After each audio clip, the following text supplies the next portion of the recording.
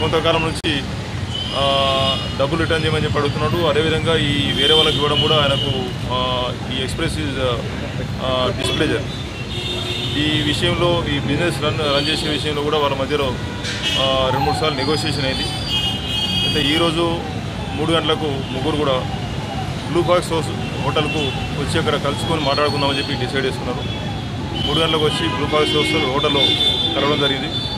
అక్కడ కొద్దిగా బాగా క్రౌడ్ ఎక్కువ ఉన్నది, డిస్టర్బెన్స్ ఎక్కువ ఉందని చెప్పేసి ఒక ఐసోలేటెడ్ ప్లేస్ కోదామని చెప్పి డిసిషన్ తీసుకొని ముగ్గురు కూడా ఈ డాక్టర్ ఉదయ్ సంబంధించినటువంటి వోక్స్వ్యాగన్ కార్లో కార్ ఎక్కేసి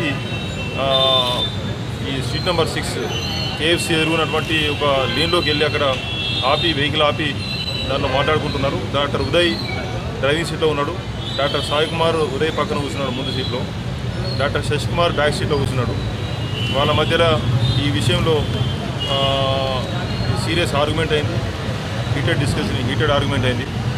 ఆ ప్రాసెస్లో డాక్టర్ శశి కుమార్ అతని దగ్గర ఉన్నటువంటి లైసెన్స్డ్ .32 పిస్టల్ తీసుకొని ఒక రౌండ్ ఫైర్ చేయడం జరిగింది డాక్టర్ ఉదయ్ మీద.